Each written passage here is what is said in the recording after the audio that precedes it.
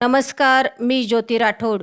मराठी वाचन लेखमध्ये तुम्हा रसिक श्रोत्यांचे मनपूर्वक स्वागत. महाराष्ट्राचा इतिहास पराक्रम, त्याग आणि चातुर्याने भरलेला आहे. शिवकाळातील एक अत्यंत प्रेरक आणि थरारक प्रसंग म्हणजे पावनखिंडीचा लढा.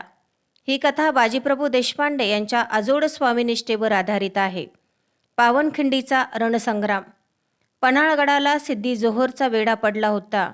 मुसळधार पाऊस आणि शत्रूंचा वेढा यातून सुटणे अशक्य वाटत असताना महाराज छत्रपती शिवाजी महाराज विशाळगडाकडे कूच करण्याचा धाडसी निर्णय घेतात. बाजीप्रभू देशपांडे आणि काही निवडक मावळे महाराजांसोबत होते. मात्र शत्रूच्या सैन्याला सुगावा लागला आणि सिद्धीचे हजारो सैनिक महाराजांचा पाठलाग करू लागले. विशाळगड अजून दूर होता आणि शत्रू अगदी जवळ आला होता. अशा वेळी बाजीप्रभू महाराजांना म्हणाले, महाराज तुम्ही पुढे व्हा. जोपर्यंत तुम्ही विशाळगडावर पोहोचून तोफांचे 5 आवाज करत नाही तोपर्यंत हा बाजी गजापूरची ही खिंड ओलांडू देणार नाही. लाखोंचा पोशिंदा जगला पाहिजे, लाख मेले तरी चालतील. महाराजांनी जड अंतकरणाने बाजींचा निरोप घेतला. बाजीप्रभू केवळ 300 मावळ्यांसह घोडखिंडीत शत्रूच्या हजारोंच्या फौजेला रोखले.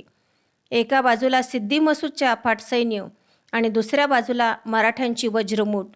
बाजीप्रभूंच्या अंगावर वार होत होते, रक्त वाहत होते, पण त्यांच्या कानात फक्त एकाच गोष्टीची प्रतीक्षा होती, विशाळगडावरील तोफांचा आवाज.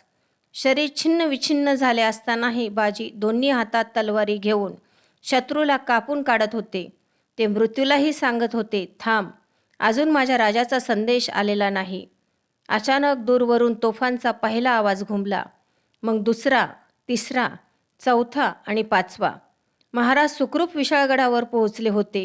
हे ऐकताच बाजींच्या चेहऱ्यावर एक समाधान पसरले. त्यांचे कर्तव्य पूर्ण झाले होते. त्यांनी हसत हसत आपले प्राण अर्पण केले. बाजीच्या रक्ताने ती घोडखिंड पावन झाली, म्हणून तिला आज आपण पावनखिंड म्हणून ओळखतो.